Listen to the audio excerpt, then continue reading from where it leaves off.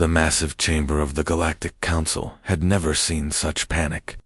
Representatives from dozens of alien species filled the circular hall, their various forms of communication creating a symphony of fear. Blue-skinned Altarians clicked their mandibles nervously, while the ghast-like Etherians flickered between colors of distress. At the center, holographic displays painted a terrifying picture. Red dots marked dead worlds across 3 entire star systems. Each dot had once been a thriving Zealoty colony, home to millions of crystal beings who had lived in peace for thousands of years. Now, they were nothing but cold rocks floating in space. Council Speaker Veltar stood at the main podium, his 8 tentacles shaking uncontrollably. As the eldest member of the council, he had witnessed many wars, but nothing like this. The enemy wasn't even alive in any way they understood. The Vorthok Collective was pure machine intelligence, cold and calculating, with only one goal: consume all organic life to fuel their endless expansion. Show them the Kepler-7 footage, Veltar whispered to his aide. The main display switched to a recording from just 3 days ago. The beautiful garden world of Kepler-7 appeared on screen, its purple oceans and golden continents clearly visible. Zealothy cities sparkled like jewels across the surface. Then the Vorthok ships arrived. The machines didn't bother with orbital bombardment. Instead, they deployed massive harvesting beams that literally sucked the life from the planet. Trees withered in seconds. Oceans turned to dust. The Zealoty themselves were pulled into the sky, their crystalline bodies dissolving into energy that fed the hungry machines. 17 worlds in 6 cycles, Veltar announced, his voice breaking. Each time, we send our fleets. Each time, the Vorthok adapt faster than we can adjust our tactics. Admiral Crix of the Stellar Defense Force stepped forward. His blue skin had turned pale green with stress. Speaker, our energy weapons worked perfectly against them in the first battle. We destroyed 3 of their ships, but by the second engagement, their shields had somehow learned to absorb our plasma beams completely. And our quantum torpedoes? Asked Representative Lysa from the Peaceful Union.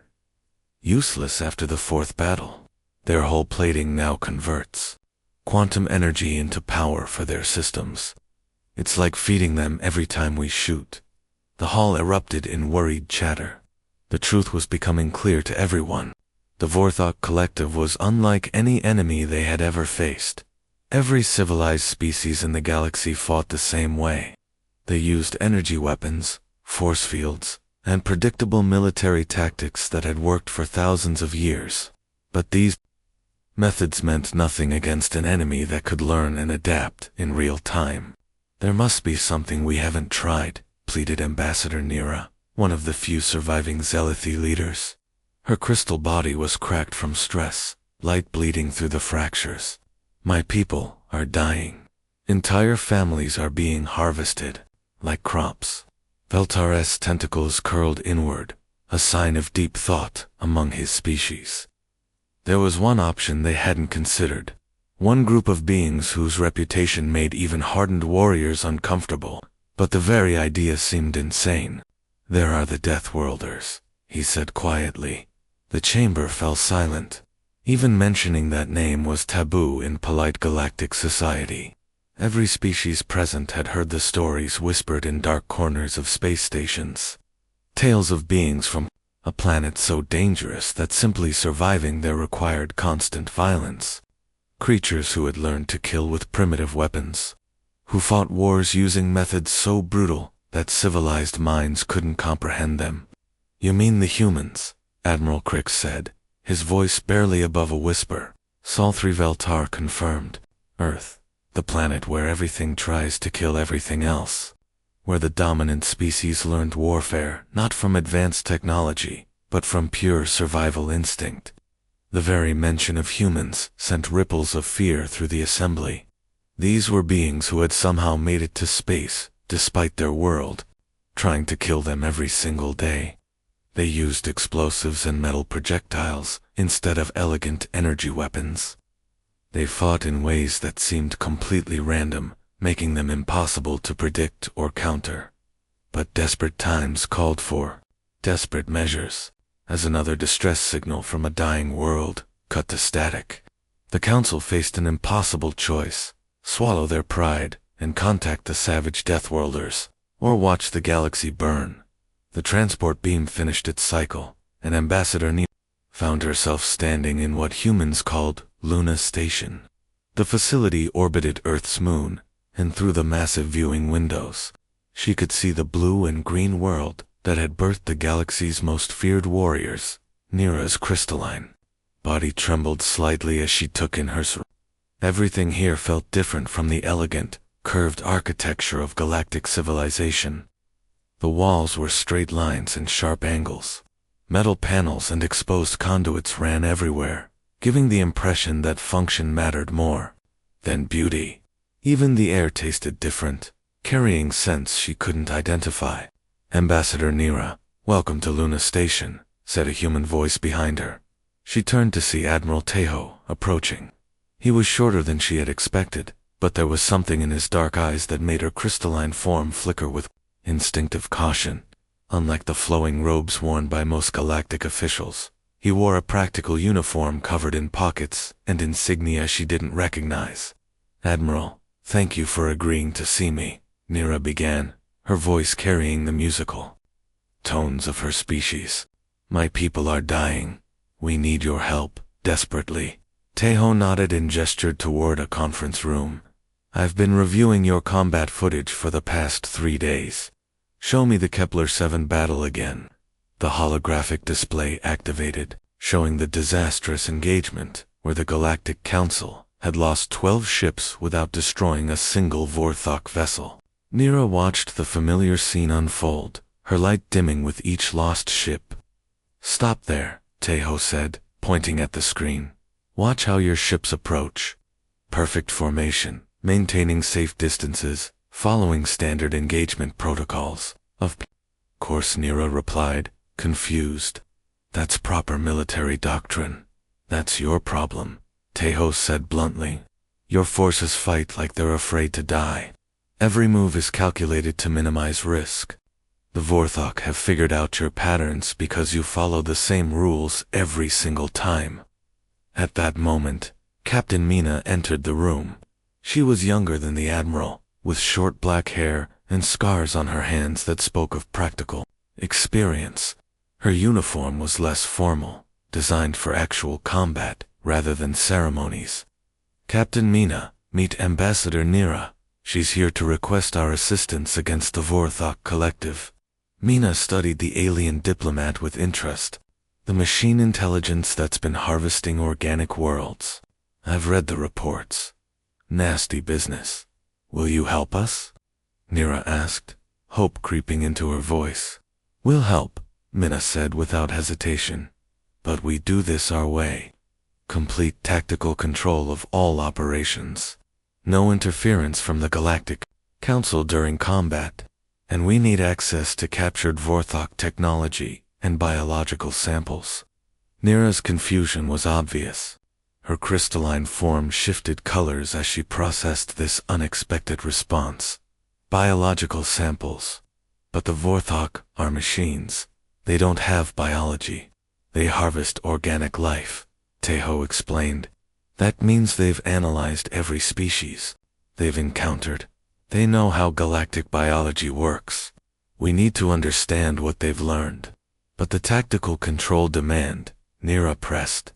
"The Council has experienced military leaders. Surely cooperation would be more effective than human dominance."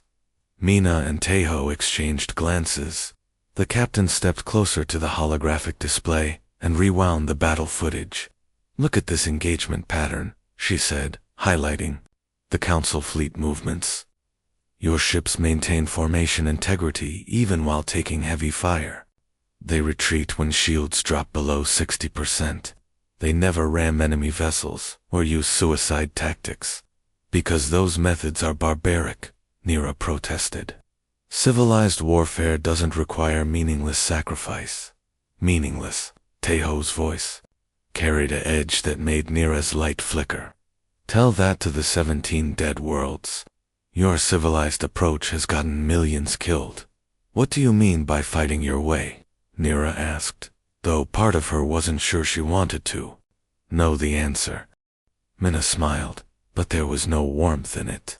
We mean we fight to win, not to look good doing it. We use weapons your people stopped using thousands of years ago. We take risks that would horrify your military commanders.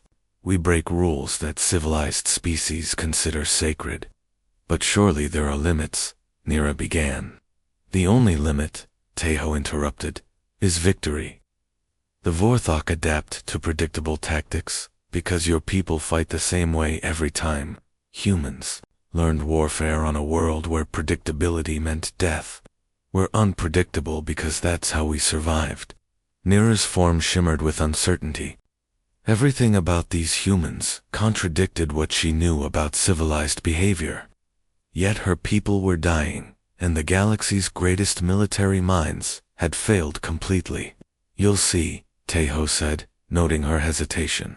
His tone carried a promise that was both reassuring and terrifying. The arrival of the human fleet sent shockwaves through the Zelathi defense perimeter. Ambassador Nira watched from the command center as 24 human vessels dropped out of hyperspace, and her crystalline form immediately began flickering with confusion. These weren't ships in any sense that galactic civilization understood, where council vessels were sleek curves of polished metal and energy conduits. The human ships looked like flying scrapyards. Thick armor plating covered every surface, welded and bolted, rather than grown in manufacturing pods. Strange protrusions jutted from their hulls at seemingly random angles. By the ancient crystals, whispered General Thyron, the Zelathi military commander. Are those ... Are those actual gun barrels? Through the viewports, they could see massive metal tubes extending from the human ships. Some were as wide as transit tunnels, others clustered in groups like the thorns on a death fiend. Stranger still, the ships moved using bright chemical flames shooting from their rear sections instead of the clean gravitic drives used by every civilized species.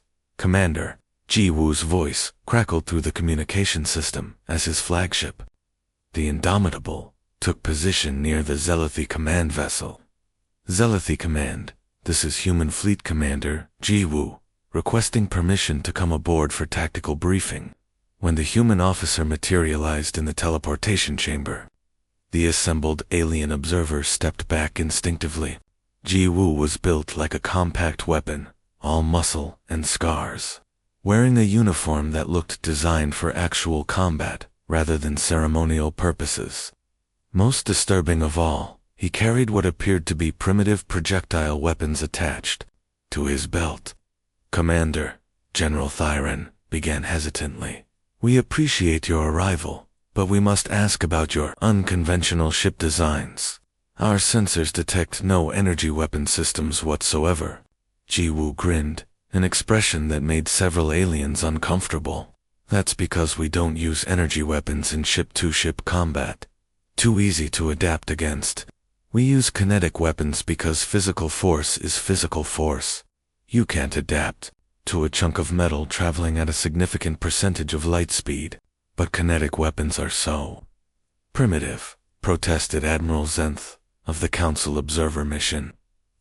We abandoned such crude methods millennia ago when we developed plasma cannons and quantum disruptors. And how well did those work against the Vorthok? Ji Wu asked pointedly. The uncomfortable silence that followed was answer enough. Lieutenant Kijin entered the briefing room carrying what looked like a metal cylinder filled with explosive compounds. The aliens recoiled as she casually set it on the conference table. This is a standard armor-piercing round from our main guns, she explained cheerfully. Depleted uranium core, explosive tip, designed to punch through 3 meters of standard hull plating before detonating inside the target vessel. You carry explosives inside your ships? General Thyron asked in horror. Everything on our ships is redundant, Hyjin continued. Every system has 3 backups. Primary power fails, we switch to secondary. Secondary fails, we go to backup. Fusion reactors. Those fail, We have emergency chemical batteries, because redundancy wins wars. Through the observation windows, they watched human crew members loading massive shells into the gun systems. Each projectile was the size of a small shuttle, manually guided into position by workers wearing thick protective gear. Sparks flew as they welded the ammunition storage compartments shut. "This is madness," whispered Dr. Kristen, the science advisor. "One hit to those ammunition stores, and your entire ship will explode." "Maybe," Giwu admitted. "But first we'll put 50 rounds through the enemy's hull. Our armor is designed to contain internal explosions anyway. Everything is compartmentalized." The human commander activated a portable display showing the internal structure of their ships. The aliens stared in amazement at the maze of bulkheads, sealed sections, and emergency barriers that divided every vessel into dozens of independent compartments. "Your ships are built like fortresses," General Thyron observed. "Our ships are built to take damage and keep fighting," Jiwoo corrected. "Council vessels rely on shields and speed to avoid getting hit. Human ships expect to get hit and are designed to survive it." As if to demonstrate the point, the Indomitable's crew began a combat drill. Alarms wailed as sections of the ship sealed themselves off. Emergency lighting activated. Backup systems came online. The entire process took less than 30 seconds. "We call it damage control," Hyjin explained. "Every human crew member is trained to fight fires, seal hull breaches, and repair critical systems under combat conditions. Your people evacuate damaged sections. We fight to save them." The alien observers watched in fascination and horror as human engineers worked in what appeared to be a deliberately dangerous environment. No safety barriers, no protective energy fields, just skilled people doing their jobs while surrounded by lethal machinery. "When do we engage the Vorthok?" Giwu asked, studying the tactical displays. "Our scouts report a collective probe fleet approaching the Helix Nebula," General Thyron replied. 3 vessels, standard harvesting configuration." Jiwoo's grin widened. "Perfect. Time to show these machines what happens when they mess with a species that learned to fight in gravity wells." The Helix Nebula had been silent for 3 standard days when the Vorthok probe fleet finally arrived. 3 massive harvesting ships dropped out of hyperspace, their dark hulls gleaming with adaptive armor that had learned to counter every weapon the Galactic Council possessed, on the bridge of the Zeliphi command vessel. General Thyron watched the tactical display with growing dread. "Same configuration as always," he muttered to Ambassador Nira. "They'll deploy scanning beams first, then move into harvesting formation once they've analyzed our defenses. But today was different." Hidden in the nebula's swirling gases, the human fleet waited in complete silence. No energy signatures, no active sensors, nothing that would alert the Vorthok to their presence. The machines had never encountered prey that could hide so completely. Captain Sungmin stood on the bridge of his destroyer, the Vengeance, watching his tactical screen with the patience of a hunter. Around him, his crew made final preparations, with quiet efficiency. No panic, no rushed movements, just the calm readiness of people who had trained for this moment their entire lives. "Range to target?" he asked softly. 12,000 kilometers in closing," replied his weapons officer. "Vorthok are maintaining standard approach pattern." "Perfect." Sungmin smiled grimly. "They're following their programming. Weapons free on my mark."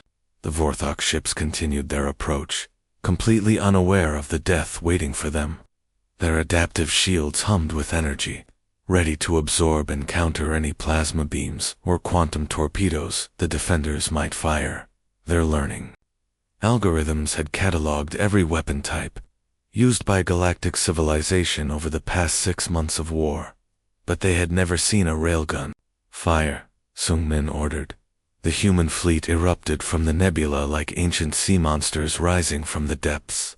24 ships opened fire simultaneously, their massive kinetic weapons hurling metal slugs at incredible velocity. The adaptive shields, designed to deflect energy, offered no protection. against solid matter traveling at 30% of light speed. The first railgun rounds punched through the lead Vorthok's ship like it was made of paper. Molten metal sprayed through internal compartments as the depleted uranium cores tore apart delicate machine components. Secondary explosions rippled along the hull as critical systems failed. "Direct hit on the primary target," reported Lieutenant Donghyun from the weapons station. "Their shields didn't even slow our rounds down." But the Vorthok were already adapting. The remaining two ships began reconfiguring their armor, trying to develop countermeasures against kinetic weapons. Their learning algorithms worked frantically to understand this new threat. That's when Captain Sung-min did something that broke every rule of civilized warfare. "Switch to nuclear missiles," he ordered. "Full spread, proximity detonation." The human ships launched a barrage of atomic warheads, each one capable of sterilizing a small moon. The Vorthok machines, still trying to adapt their armor against railgun rounds, suddenly faced an entirely different type of weapon. Nuclear fire bloomed across their hulls as the missiles detonated in brilliant flashes of destruction. "Now boarding." Torpedoes, Sung-min continued, his tactical mind working 3 steps ahead of the enemy's adaptation systems. "Launch all tubes." The aliens watching from the command vessel gasped in horror as the humans fired what appeared to be small shuttles directly at the burning Vorthok ships. These weren't rescue craft, they were assault vehicles filled with human marines, armed with chemical explosives and electromagnetic pulse weapons. "Are they insane?" General Thyron whispered. "They're boarding ships that are still on fire." The boarding torpedoes punched through weakened Vorthok hulls and disgorged their human cargo directly into the enemy vessels. Inside the machine ships, human marines fought running battles through corridors filled with toxic smoke and radiation. They planted explosives on critical systems and used electromagnetic weapons to disrupt the collective's network connections. The Vorthok tried desperately to counter each new threat, but every time their algorithms began to adapt, the humans switched tactics again. Railguns became missiles, missiles became boarding parties became cyber warfare attacks that corrupted the machine's own learning systems. "Target 1 is breaking apart," reported the sensor operator. "Internal explosions throughout their main hull." "Target 2 is attempting to retreat," added another technician, but their navigation systems appear to be malfunctioning. For the first time in the entire war, Vorthok ships were not just damaged but completely destroyed. The third vessel, seeing its companions reduced to burning wreckage, did something unprecedented in collective history. It ran away. The machine intelligence, faced with tactics so chaotic and unpredictable that its learning algorithms couldn't keep up, simply fled the battlefield. Its retreat beacon sent data back to the main collective, but that data was incomplete and contradictory. The machines had no framework for understanding enemies who fought with such apparent randomness. As the battle ended, Captain Sung-min surveyed the wreckage floating in space. 2 Vorthok ships destroyed, 1 fled in panic, and 0 human casualties. The primitive kinetic weapons and barbaric nuclear missiles had accomplished what months of civilized warfare could not. "All ships, form up for pursuit," he ordered. "We're going to follow that runner back to its base. Time to show the collective what happens when you mess with Deathworlders." The abandoned Vorthok processing station hung in the void like a metallic disease, its twisted spires still glowing with the energy harvested from a dozen dead worlds. Intelligence reports indicated it contained crucial data about collective operations, but every council attempt to board it had failed. The station's automated defenses and adaptive security systems had proven impossible to overcome using conventional methods. That's why Sergeant Woojin and his special operations team were floating through space in stealth, suits that looked like they'd been cobbled together from spare parts. Unlike the elegant environmental suits used by galactic civilization, human combat gear was bulky, practical, and covered in equipment pouches that contained things most species preferred not to think about. "Remember," Wu Jin whispered into his comm unit as the team approached the station's outer hull. "These machines adapt to everything they've seen before, so we're going to show them things they've never imagined." Corporal Soyoung attached a strange device to the station's main data port. It looked like a primitive computer terminal, all exposed circuits and blinking lights, but the software inside was unlike anything in galactic databases.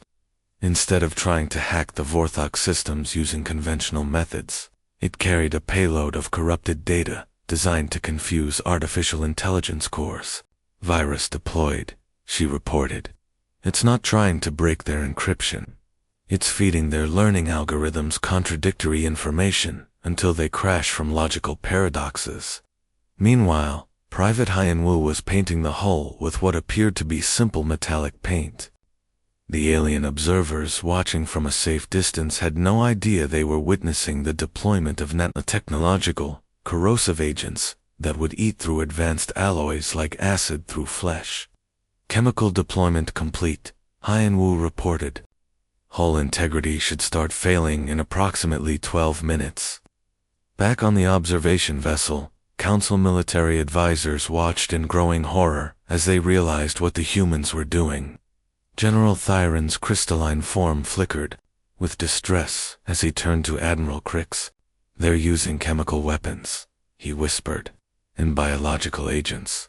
These methods were banned by the Galactic Convention centuries ago." Admiral Crix's blue skin had turned pale green. "How can they fight this way? It's barbaric, Sergeant." Wu Jin's voice crackled through the communication system, apparently unconcerned about who might be listening. "On our homeworld, everything tries to kill you from the moment you're born. Poisonous plants, predatory animals, diseases that evolve faster than we can cure them. We learned to kill back using whatever tools we could find. The truth was that Earth had been a testing ground for survival techniques that civilized species couldn't comprehend, while other worlds had evolved intelligence to overcome their environments through technology and cooperation. Humans had evolved to be weapons themselves. Every human carried within their genetic memory thousands of years of learning how to kill efficiently. As the team penetrated deeper into the station, they deployed methods that made the watching aliens physically ill. Electromagnetic pulse grenades that didn't just disable electronics, but corrupted the very quantum signatures that Vorthok systems used for repair. Biological agents that weren't alive in any traditional sense, but behaved like viruses, spreading through the station's network and causing cascade failures in connected systems. "This is impossible," whispered Dr. Kristen from the observation deck. "They're using gravity as a weapon." "How do you weaponize gravity?" Corporal Soyoung had activated something called a gravity bomb in the station's central processing core. The device didn't explode in any conventional sense. Instead, it created localized gravitational distortions that literally twisted the station's internal structure into impossible shapes. Metal corridors folded in on themselves. Critical systems were crushed by their own weight as gravity fields fluctuated wildly. "Everything we're doing breaks the rules of civilized warfare," Wu Jin explained as his team worked their way through the dying station. "But the Vorthok were designed to counter civilized enemies. They've never faced a species that learned warfare from pure survival instinct. The human methods were working with terrifying efficiency. The station's adaptive defenses, designed to counter energy weapons and conventional explosives, had no programming for dealing with chemical corrosion, biological corruption, or gravitational warfare. The machines tried desperately to adapt, but their learning algorithms kept crashing when faced with weapons that operated outside known scientific principles. "Data core secured," Soyoung reported as she interfaced with the station's central computer using methods that made the alien observers look away in disgust. Her equipment wasn't just downloading information. It was performing what could only be described as digital surgery on the artificial intelligence systems. "We're pulling everything," Wu Jin confirmed. "Fleet positions, processing schedules, even their adaptation protocols. This intelligence will let us stay 3 steps ahead of their learning systems." As the team prepared to extract, Private Haiyan Wu activated the final surprise. The entire station began to collapse as his chemical agents finished eating through critical support structures. But this wasn't random destruction. The humans had calculated the collapse pattern to create a debris field that would damage any Vorthok ships attempting to investigate. "Extraction complete," Wu Jin reported as the team's transport pulled away from the dying station. "Mission successful?" The collective just learned that some enemies don't play by the rules they understand. The watching council observers sat in stunned silence as the station crumbled into twisted metal fragments. The humans had accomplished in hours what conventional forces had failed to achieve in months of siege warfare. The discovery happened by accident, while searching for tactical data about Vorthok operations. Human Intelligence Officer Major Kung Su had been digging through the deepest levels of the Zelithia archives. What he found buried beneath layers of bureaucratic records and cultural databases made him stop cold. "Captain Du Haiyan, you need to see this immediately." His voice crackled through the communication system with barely contained excitement. "Captain." Du Haiyan arrived at the archaeological site to find Kyung-Su standing before a massive holographic display showing ancient Zelithi texts. But these weren't the peaceful philosophical writings that current Zelithi culture was known for. These were military manuals, weapon specifications, and battle reports that painted a completely different picture of Zelithi history. "How far back do these records go?" Du Haiyan asked, studying the alien script that their translation systems were slowly converting to readable text. 8,000 years, Kyung-Su replied, his voice filled with amazement. "And Captain, the Zelithi weren't always the peaceful crystal gardeners we know today. Look at this." The display showed star charts marked with conquest routes that stretched across half the known galaxy. Battle formations that made current human military doctrine look conservative. Weapon designs that incorporated concepts so advanced that even human engineers would struggle to understand them. "They were conquerors," Du Haiyan breathed. "The Zelithi once had an empire that spanned thousands of worlds. But the most shocking discovery was yet to come. As the translation programs worked through more of the ancient texts, they revealed battle reports describing tactics that sounded disturbingly familiar. Unpredictable assault patterns, weapons that adapted mid-battle, psychological warfare designed to break enemy morale through fear. "They fought like us," Kung-Su said quietly. "Chaotic, brutal, effective. No wonder the galaxy was terrified of them." The sound of approaching footsteps made both humans turn. A group of Zelithi elders had arrived, led by Elder Zephyrian, whose crystalline form was flickering with obvious distress. Behind him walked several younger Zelithi, including some who had been working as liaisons with the human forces. "You should not have found these records," Elder Zephyrian said, his musical voice carrying notes of deep sadness. "They were sealed for good reason." "Were they sealed, or were they hidden?" Major Kyung-Su asked directly. "Because there's a difference between preserving dangerous knowledge and pretending it never existed." The elder's form dimmed noticeably, light bleeding through cracks that appeared along his crystalline surface.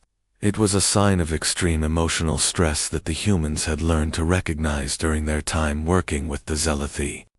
"Your people weren't always pacifists," Du Haiyan said, not making it a question. "You deliberately suppressed your own military history." The silence that followed was broken only by the soft harmonics that Zelithi made when they were deeply troubled. Finally, Elder Zephyrian moved closer to the display, his form casting rainbow patterns on the ancient text. "We were the terror of the galaxy once," he admitted. "The Zelithi Dominion controlled over 3,000 worlds at its peak. We conquered not through superior technology, but through pure tactical brilliance and an absolute willingness to do whatever was necessary to win." Young Kristen, one of the Zelethi, who had been working with human forces, stepped forward with obvious shock coloring his crystalline features. But the histories say we evolved beyond violence, that we chose enlightenment over conquest. We nearly destroyed ourselves, Elder Zephyrian continued, his voice becoming increasingly strained. 8,000 years ago, we fought a civil war that lasted 3 centuries. Zelethi fought Zelethi with weapons that could crack planets and tactics so brutal that entire star systems became uninhabitable. We came within days of making our species extinct. The holographic display shifted to show images that made even the battle-hardened humans uncomfortable. Worlds stripped bare of life, space littered with the wreckage of countless battles, survivors hiding in asteroid fields because their home planets no longer existed. So you chose peace, Captain Duhayan said, beginning to understand. We chose survival, the Elder corrected. We deliberately suppressed our warrior instincts, our tactical knowledge, even our memory of what we had been. We became gardeners and philosophers because the alternative was extinction, but that knowledge is still there, Major Kyangsu observed, studying the younger Zelethi who were staring at the displays with mixture of horror and fascination. Buried, but not erased. Kristen moved closer to examine a tactical diagram that showed assault patterns remarkably similar to what the humans had been using against the This is why we understood your methods so quickly, he said with dawning realization. Part of us remembered, even if we didn't know we remembered. Elder Zephyrian's form flickered more violently. We cannot return to what we were. The cost was too terrible. Sometimes, Captain Duhian replied gently, survival requires embracing what you fear most about yourself, not becoming your worst impulses, but acknowledging that they exist and learning to control them. The captain gestured toward the star charts showing current Vorthok positions. Your people are dying because you've forgotten how to fight for what matters. The galaxy needs warriors, not because war is good, but because some enemies only understand force. Young Kristen's crystalline form began to glow brighter, as if an internal light had been awakened. We could remember, he said quietly, not to become conquerors again, but to protect what we've built. The choice is yours, Major Kungsu said. But these archives contain tactical knowledge that could save millions of lives.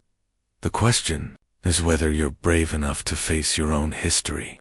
The gathered Zelethi looked between their elder and the ancient displays, torn between 8,000 years of chosen pacifism and the desperate needs of the present moment.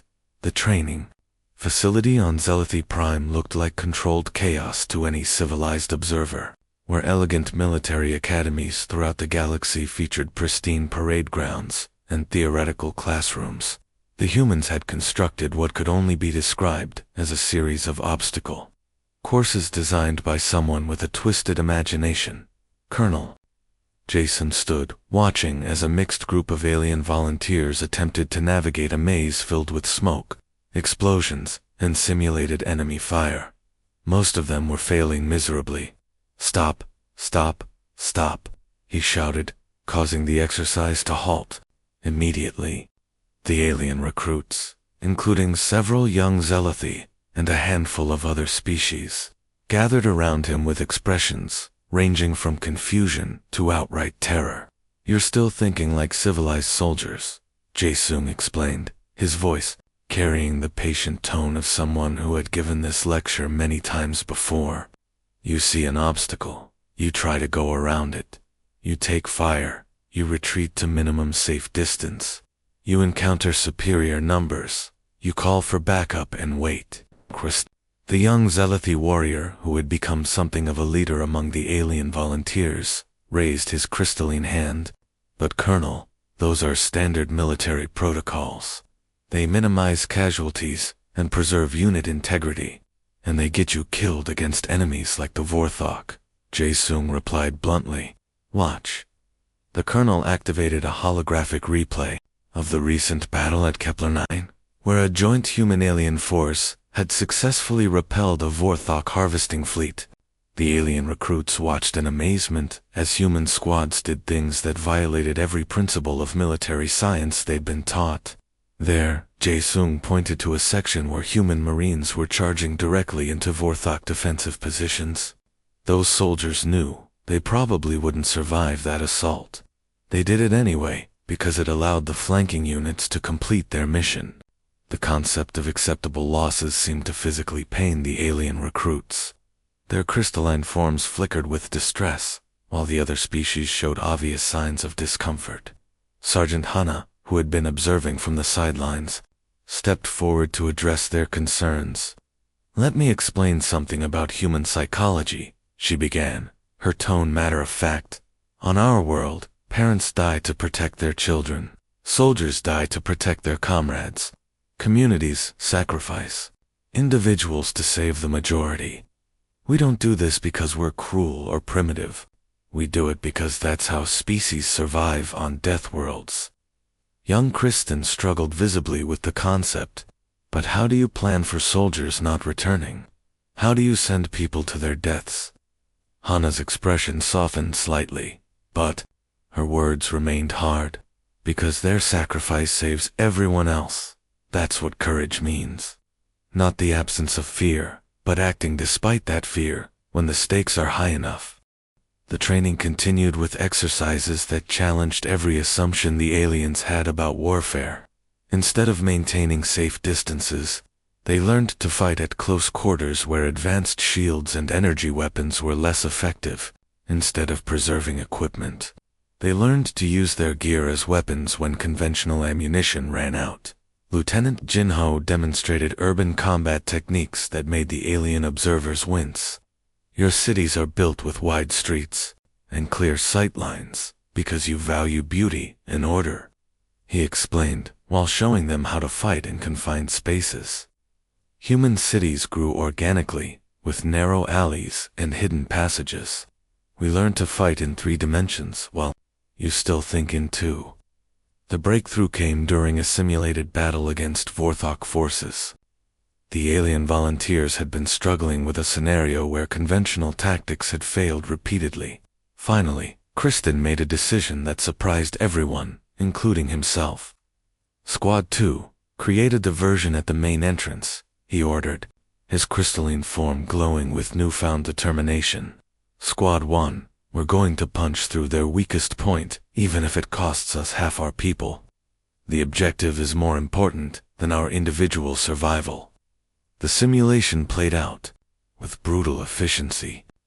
The diversionary force took heavy casualties, but drew Vorthok attention away from the main assault. Meanwhile, Kristen led a desperate charge that broke through enemy lines at enormous cost in personnel, but successfully achieved the mission objective. When the exercise ended, several of the alien volunteers were showing stress fractures in their crystalline structures, while others seemed shaken by what they had just experienced. But they had won. "That's how your ancestors fought," Colonel Jae-sung told the exhausted Zealoty, not because they enjoyed violence, but because they understood that sometimes the cost of losing is worse than the cost of winning. Over the following weeks, the mixed alien units began incorporating human tactical doctrines with their own natural abilities. Zealoty learned to use their crystalline forms as living shields while advancing under fire. Other species discovered that their unique physique could be weaponized in ways that surprised even their human instructors. The results spoke for themselves. Joint operations that had previously failed against Vorthok forces began achieving success rates that impressed even hardened human commanders. The aliens were learning that sometimes survival required embracing the harsh realities that civilized societies preferred to ignore. "They're starting to think like warriors instead of soldiers," Sergeant Hana observed as she watched Kristen drilling his squad in close quarters combat. "Maybe there's hope for this galaxy after all." The 3 Vorthok core worlds hung in space, like diseased organs, their surfaces covered with the massive processing facilities that had consumed the harvested life energy of 17 civilizations. For months, these fortress worlds had seemed untouchable. Protected by orbital defense networks that adapted to every attack, the Galactic Council could mount. But today would be different. Admiral Tejo stood on the bridge of his flagship, the Retribution, watching as the largest military operation in galactic history unfolded across 3 star systems simultaneously. 240 ships from dozens of species had gathered for this final assault. But the strategy was purely human in its calculated brutality. All fleet commanders, this is Admiral Tejo. His voice crackled across the communication networks. Remember, we don't need to destroy these worlds.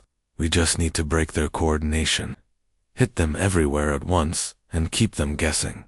The first wave struck without warning. Human stealth ships, invisible to Vorthok sensors, had been positioned around each target world for weeks. When they activated their jamming systems, the machine intelligence's communication networks went dark across entire sectors. For the first time in their existence, the Vorthok couldn't coordinate their defenses. Captain Mina led the assault on the primary world, her mixed human zealothy task force punching through orbital defenses that were still trying to adapt to the communications blackout. The zealothy warriors fought with a fury that would have made their ancient ancestors proud, their crystalline forms blazing with inner light as they embraced the warrior heritage they had tried so hard to forget. Boarding parties away, Mina commanded as her ships closed to point-blank range with the massive orbital processing stations. Unlike the elegant energy-based assault pods used by most galactic militaries, the human boarding craft were essentially armored missiles designed to punch through enemy hulls and deliver their cargo of warriors directly into the heart of enemy positions. Young Kristen led one of these assault teams, his crystalline form now bearing the scars of dozens of battles. As his boarding torpedo smashed through the outer hull of a Vorthok facility, he found himself face to face with the mechanical nightmares that had haunted his people's dreams for months. "For our worlds," he shouted, his voice carrying harmonics of rage that his peaceful upbringing had never taught him to make. Behind him, human marines and zealothy warriors charged into the facility with weapons that would have horrified their ancestors, but which their current situation made absolutely necessary. The battle for the core worlds was unlike anything the galaxy had ever witnessed. Human tactics, designed for 3-dimensional warfare in gravity, wells proved devastatingly effective against enemies who had learned to fight only in the predictable patterns of space combat. Boarding parties fought running battles through the corridors of processing stations while support ships provided covering fire at ranges that made alien observers wince. But the Vorthok weren't finished. As their orbital defenses crumbled, they began activating their ultimate weapon, the planetary processing cores themselves. Each world started converting its own mass into energy, preparing to unleash destruction that would sterilize entire star systems rather than allow their defeat. That's when Admiral Tejo made the decision that would define the entire war. "Huh? Ships? This is the Admiral." His voice carried absolute calm, despite the chaos surrounding him. "The enemy is preparing to detonate their core worlds. We can't allow that energy release to reach populated systems." On the tactical display, it was obvious what needed to happen. The 3 core worlds had to be contained, their energy release absorbed or redirected before it could spread across the galaxy. But the only way to do that was for ships to position themselves directly in the path of the coming explosion.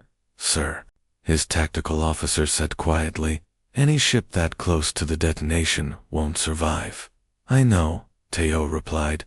"All hands, prepare for impact. We're going to ram the primary processing core." The Retribution, humanity's most advanced warship, turned toward the largest Vorthok facility with the inevitability of a falling star. Around the other 2 worlds, other human commanders were making the same choice, their ships accelerating toward collision courses that would save billions of lives at the cost of their own. "Captain Mina, get your people out of there," Tejo ordered as his ship gained speed. "You have 30 seconds before impact." The boarding parties fought desperately to extract, but many wouldn't make it. Human marines and alien warriors found themselves trapped deep inside enemy facilities as their support ships prepared for ramming attacks. Some chose to continue fighting, buying time for others to escape. Others set demolition charges and waited for the end with grim determination. Kristen found himself among a group of mixed-species warriors who had become cut off from their extraction point. Around him, humans and aliens who had learned to fight like humans prepared for their final battle. "It has been an honor," he said to the human sergeant beside him, his crystalline form glowing with fierce pride. "Same here, Crystal Boy," the sergeant grinned. "Let's show these machines what happens when you mess with warriors." The impact of the retribution against the Vorthok core facility created an explosion visible from 3 star systems away. But instead of unleashing uncontrolled destruction, the human ship's sacrifice had disrupted the processing sequence, turning the detonation into a controlled burn that consumed only the machine worlds themselves. Across all 3 systems, similar sacrifices were playing out as human crews chose death over defeat, their final acts ensuring that the Vorthok Collective's last desperate gambit would fail. The silence in the Galactic Council chamber was deafening. For the first time in the war against the Vorthok Collective, representatives from across the galaxy had gathered not to discuss desperate defensive measures, but to process the reality of total victory. The machine intelligence that had consumed 17 worlds and threatened the existence of organic life itself had been completely destroyed, but the cost of that victory sat heavily on everyone present. The holographic casualty reports floating above the central podium told a story that made even hardened military officers uncomfortable. 37 human ships lost in the final assault. Over 8,000 human crew members who had chosen death over defeat. An entire generation of Earth's finest warriors had sacrificed themselves to save a galaxy that had once viewed them as primitive savages. Council. Speaker Veltar stood at his podium, his 8 tentacles trembling not with fear, this time, but with something approaching shame. Around him, representatives from dozens of species struggled to find words for what they had witnessed. The elegant, energy-dependent civilizations that had ruled the galaxy for millennia had been saved by beings they had considered barely civilized. The final battle reports have been analyzed, Veltar announced, his voice carrying harmonics of deep regret. The Vorthok Collective has been completely eliminated. Their core worlds are destroyed, their fleets scattered, their learning algorithms corrupted beyond recovery. The threat to organic life has ended. A murmur of relief swept through the chamber, but it was muted by the uncomfortable knowledge of how that victory had been achieved. The recordings of the final assault played on auxiliary displays, showing human ships deliberately ramming enemy positions, boarding parties fighting to the death in machine-infested corridors, and warriors from multiple species learning to embrace tactics that civilized society had abandoned centuries ago. "We must acknowledge," Veltar continued with obvious difficulty, "that our traditional methods proved completely inadequate against this threat. The Vorthok adapted to every energy weapon, every conventional tactic, every civilized approach to warfare that we employed." Admiral Duhayan entered the chamber wearing the uniform that had belonged to his predecessor, Admiral Tejo. The fabric still carried scorch marks from the final battle, and his face bore the expression of someone who had lost too many friends in too short a time. Behind him walked a delegation of surviving human officers, their practical uniforms and visible scars making them stand out dramatically among the elegant alien diplomats. "Admiral Duhayan," Veltar began formally, on behalf of the Galactic Council, "we extend our deepest gratitude for humanity's sacrifice. Your methods proved effective where ours had failed." The pause before the word effective spoke volumes about how the Council really felt about human warfare tactics. They were grateful for the results, but horrified by the methods that had achieved them. "We formally invite humanity to join the Galactic Council as a full member species," Veltar announced. "Furthermore, We request that human military advisors be permanently stationed throughout Council space to help prepare our defenses against future threats. The offer that had once seemed impossible was now being presented as an urgent necessity. The same species that had whispered about human brutality in dark corners were now begging for protection from those same savage warriors. Admiral Duhayan stepped forward, his expression unreadable. "We appreciate the offer of membership," he said in a voice that carried the authority of someone who had earned respect through blood and sacrifice. "But if humanity is going to help defend this galaxy, we do it on our terms." The chamber fell silent. Even the atmospheric systems seemed to quiet as every alien representative focused on the human admiral's words. "First," Duhayan continued, "species must stop running from their own capacity for necessary violence. We've seen what happens when civilizations become so peaceful that they forget how to fight for what matters. Peace, without the ability to defend it, is just an invitation for conquest." Several alien representatives shifted uncomfortably. The idea of embracing their warrior heritage went against thousands of years of cultural evolution toward pacifism and diplomacy. Second, military training becomes mandatory for all member species. Not because we want a galaxy of warriors, but because a galaxy that can't defend itself will eventually face extinction. The Vorthok won't be the last threat we encounter. At that moment, young Kristen stepped forward from the Zealothi delegation. His crystalline form was blazing with an inner light that his species hadn't seen for 8,000 years. The scars from dozens of battles marked his surface, but instead of making him appear damaged, they gave him an aura of hard-earned wisdom. "Speaker Veltar," Kristen said, his voice carrying harmonics of determination that resonated throughout the chamber. "Some of us remember now. We choose to remember what our ancestors knew about protecting what we love." Behind him, other young Zealothi warriors stepped forward, their forms similarly blazing with reawakened warrior spirit. Representatives from other species began to murmur among themselves as they recognized the implications of what they were witnessing. The galaxy spent centuries believing that evolution meant abandoning violence, Admiral Duhayan observed, studying the faces around him. But evolution is about adaptation, not just progression. Sometimes survival requires embracing aspects of yourself that comfortable times allowed you to forget. Council Speaker Veltar's tentacles curled inward as he processed the fundamental shift in galactic politics that was occurring before his eyes. The age of purely diplomatic solutions was ending, replaced by a new era where strength and wisdom would have to coexist. "We accept your terms," he announced finally. "The galaxy has learned that sometimes survival demands embracing the warrior's path." As the session concluded, representatives began filing out to inform their homeworlds of the new reality. The galaxy would still value peace, but it would no longer be the peace of the helpless.